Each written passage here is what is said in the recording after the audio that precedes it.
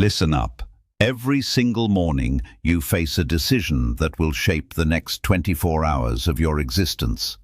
The majority of people never even notice they are making it. They stumble out of bed, reach for their phone, and hand over the wheel of their emotional state to the outside world. But there is a truth that separates those who genuinely thrive from those who simply survive, and it lives inside the very first minutes after your eyes open.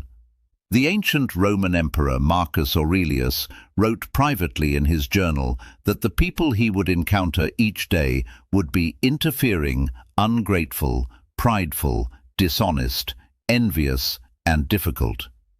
Rather than feeling defeated by this, he used that awareness as preparation, training his mind for resilience rather than surrender.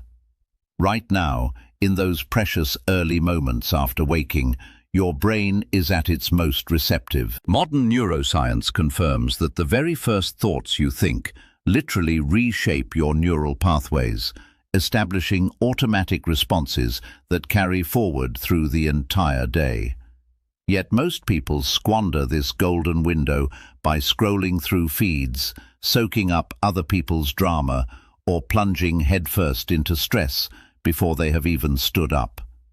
The ancient Stoics uncovered something genuinely powerful.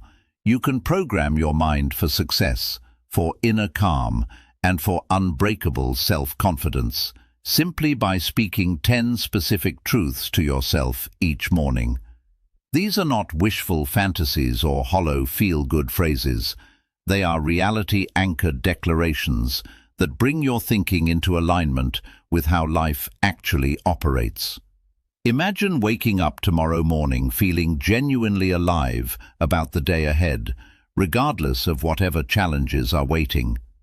Imagine meeting criticism, setbacks, and uncertainty with a steady calm that makes others wonder what you know that they do not. The ancient Greeks had a word for this state, ataraxia, meaning an unshakable tranquility, a condition of being completely settled within yourself, no matter what storms are raging around you.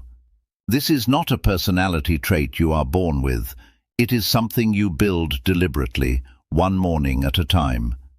In the coming minutes, you are going to discover the precise words that have helped military commanders win battles, builders of companies create empires, and ordinary human beings evolve into extraordinary versions of themselves.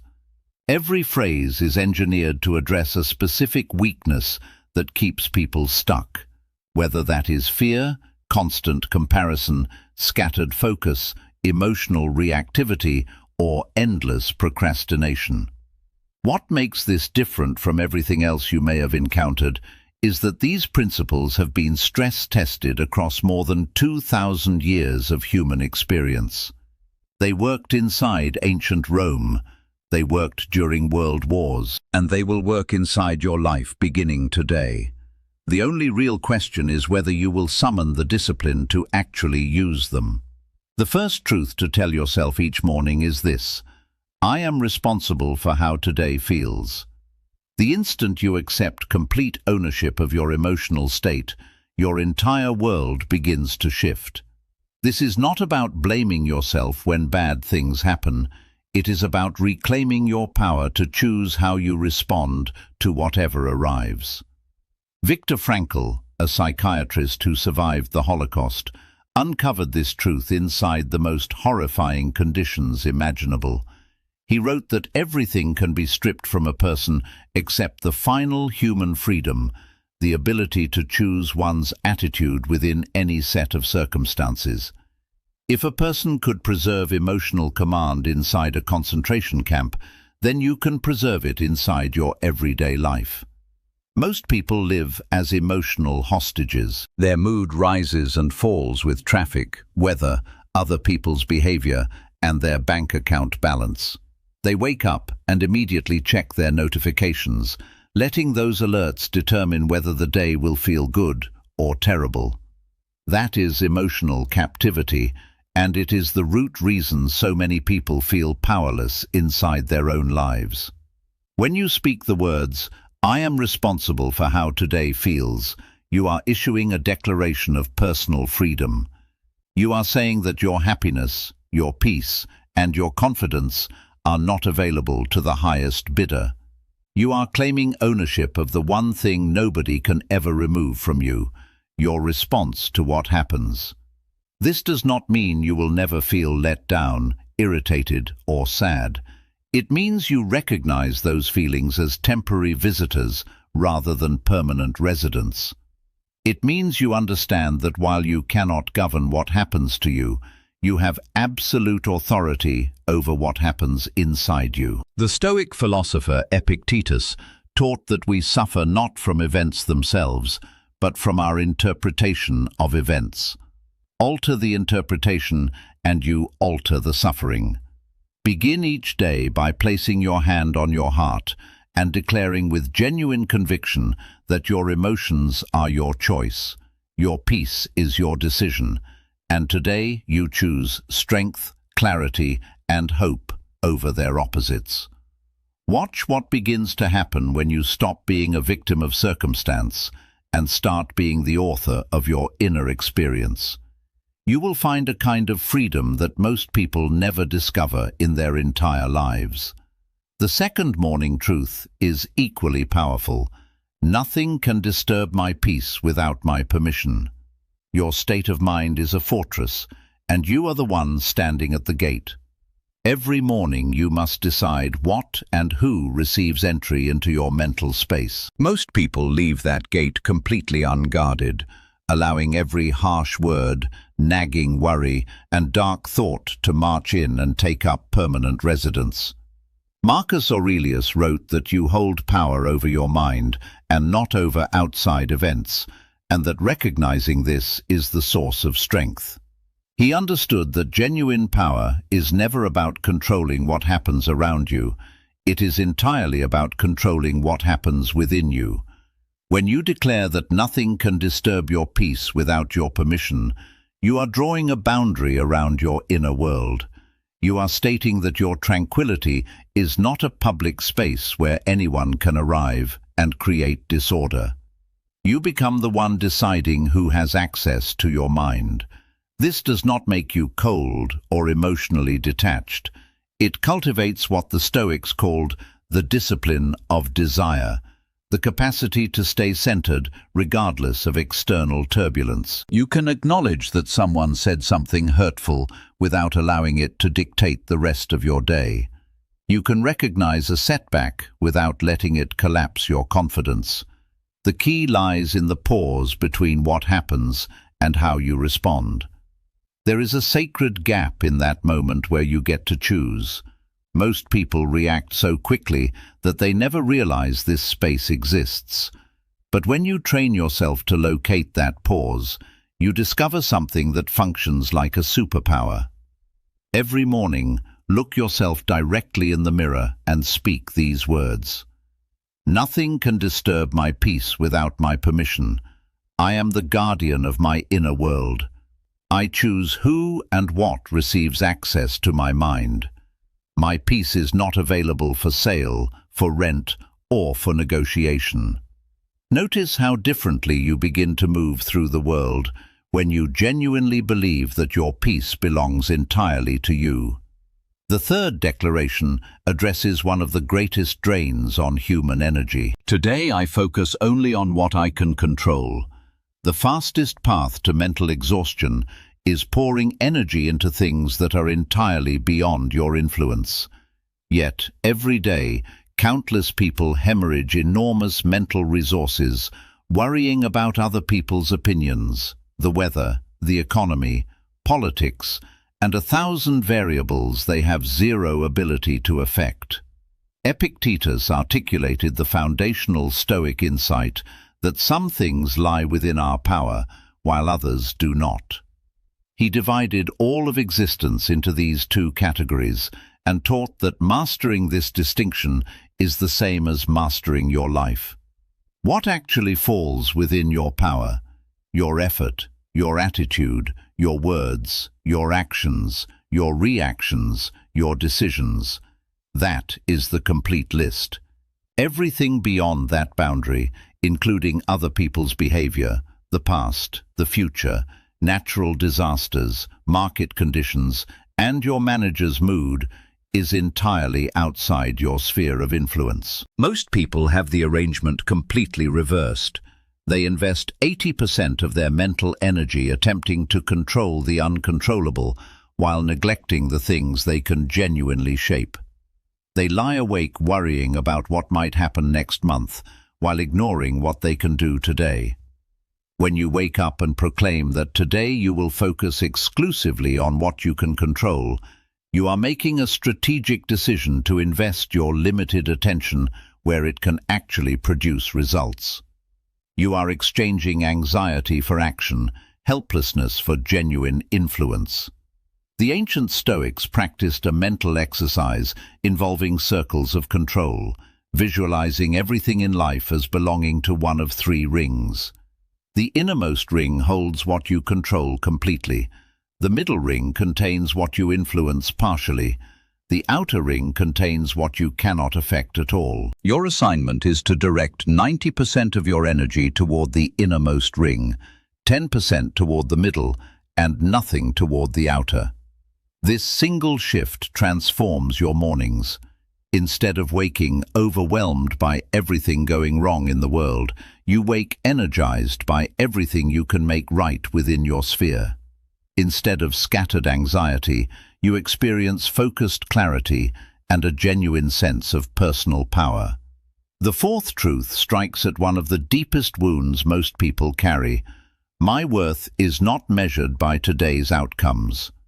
Your value as a human being has absolutely nothing to do with whether you receive the promotion, win the disagreement, or have a flawless day.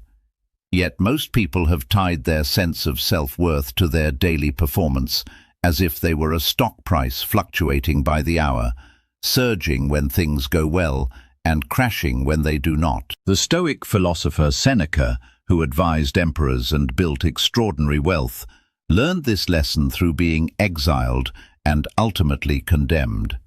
He discovered that external achievements are always temporary, while inner worth is permanent. Society spends enormous energy programming us to measure ourselves by our productivity, our income, our relationship status, and our accomplishments. We wake up believing we must earn our worth through what we manage to achieve before the day ends. This is an exhausting arrangement and ultimately a destructive one, because it makes your self-esteem dependent on outcomes that are partially or entirely outside your control. When you tell yourself that your worth is not measured by today's outcomes, you are escaping the performance trap. You are declaring that your value is inherent and not something you have to earn. You existed before today's obstacles, and you will exist after today's victories and defeats. Your core identity is not available for negotiation based on temporary circumstances. This does not mean you stop caring about results or stop pursuing excellence. It means you separate your effort from your identity. You can pursue great results without chaining your self-respect to whether you achieve them. You can feel genuine disappointment without feeling fundamentally diminished. The ancient Stoics understood that true confidence arises from knowing who you are at your foundation, regardless of what is happening on the surface. Each morning, ground yourself in this liberating reality. Your value is not on trial today. Success or failure, you remain worthy of dignity, respect, and love. The fifth declaration closes the gap where dreams go to disappear. I will act and not merely intend. The distance between good intentions and actual behavior is where most ambitions quietly dissolve. Every morning, millions of people wake up with beautiful plans. They will launch that project, reconnect with that friend, begin that fitness habit, write that chapter. And yet, by evening, all they have done is think about doing something. Marcus Aurelius reminded himself repeatedly that rising in the morning means rising to do the work of a human being. He knew that intentions without execution are simply a more sophisticated form of delay. The distinction between people who build meaningful lives and everyone else is not talent, luck, or favorable circumstances. It is the consistent ability to close the space between thinking and doing. While most people are perfecting their plans in their heads, those who succeed are perfecting their execution in the real world. When you declare that you will act and not merely intend, you are committing to becoming a person of genuine action rather than endless, elegant preparation. You are choosing to be someone who moves imperfectly rather than someone who plans perfectly and never begins. Stoicism at its core rests on this premise. Virtue is action. Knowing what is right is not sufficient. You must do what is right.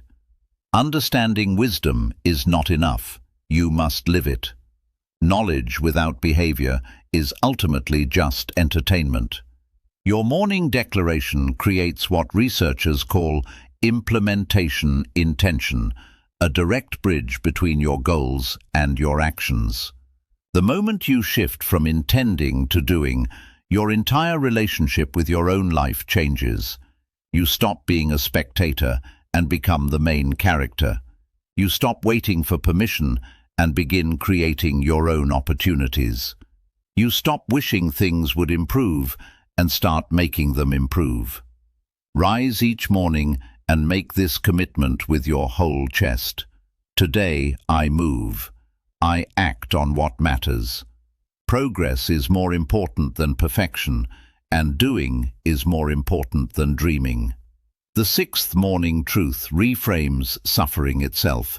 Every challenge is a chance to grow stronger. The same fire that turns butter into liquid hardens steel into something unbreakable. Each morning you decide which one you will be when life increases the heat. Most people experience obstacles as punishments. The wise experience them as the training ground where character is forged.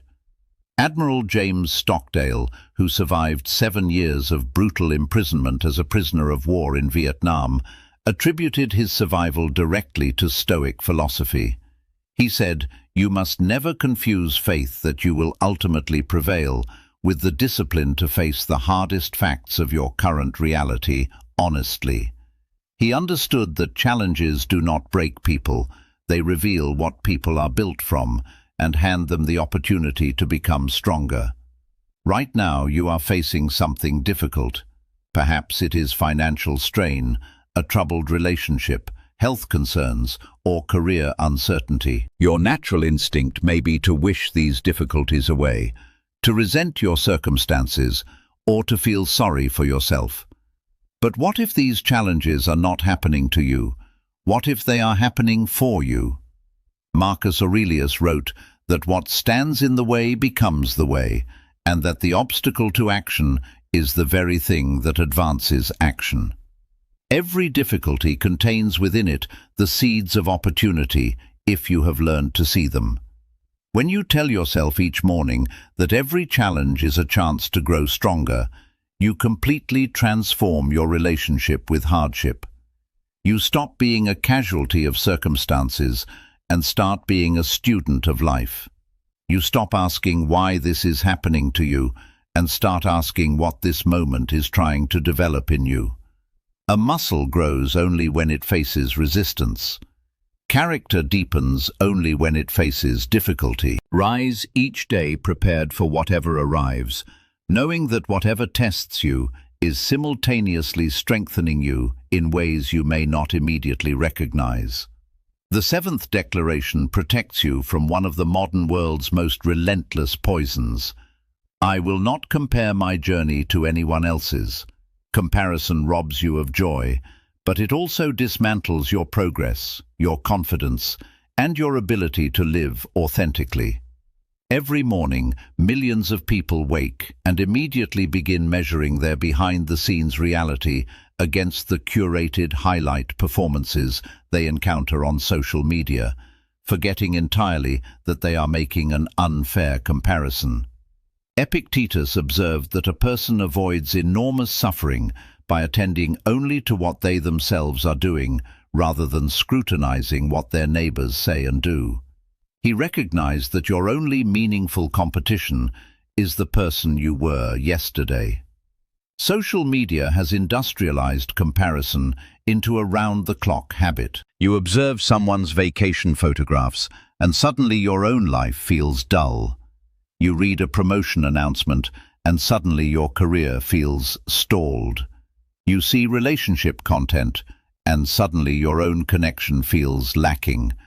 But what you never see is their private struggle, their quiet fears, their hidden failures, their moments of genuine doubt.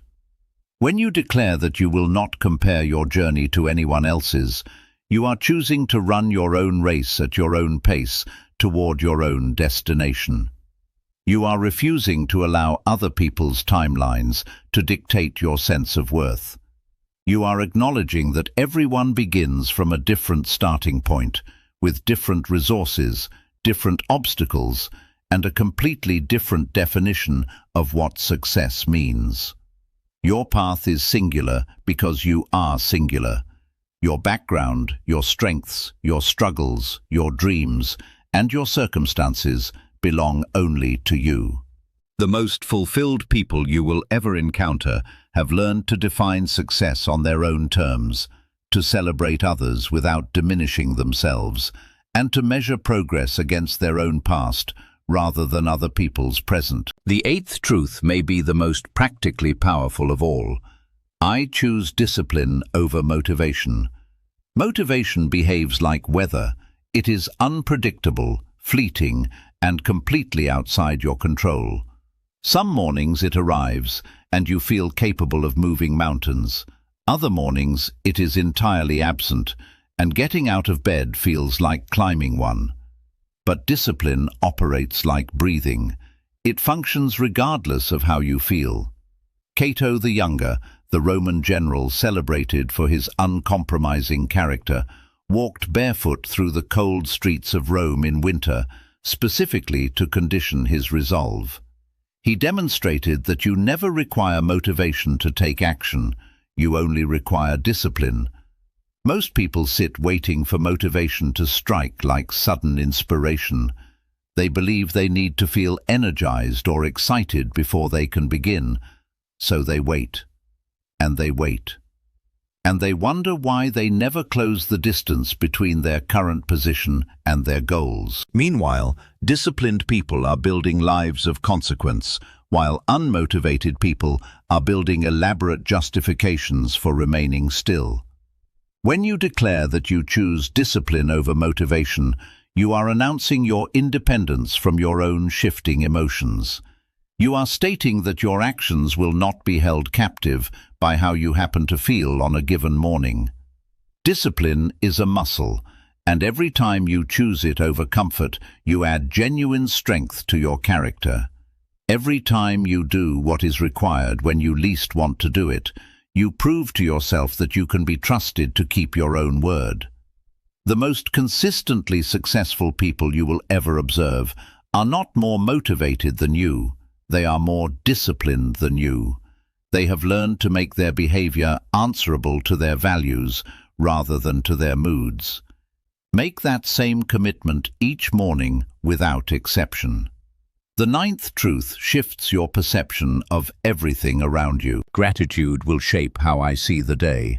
Your perspective is your reality, and gratitude is the lens that transforms ordinary moments into recognizable gifts. Every morning you face a choice between focusing on what is missing from your life and what is already present within it. One choice produces misery, the other produces a sense of genuine abundance. Seneca wrote that the problem is not that we have a short time to live, but that we waste so much of what we are given.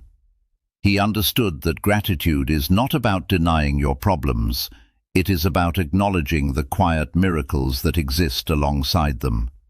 Right now, as you receive these words, your heart is beating without any instruction from you. Your lungs are drawing air without any conscious command. You have access to clean water, likely shelter above you, and technology that would have appeared supernatural to people living just a century ago. Yet most mornings the first instinct is to think about what you do not have. When you declare that gratitude will shape how you see the day, you are making a deliberate choice to train your mind toward noticing abundance rather than cataloging scarcity. Neuroscience confirms that practicing gratitude literally rewires neural pathways, making you naturally more resilient, more optimistic, and more content over time.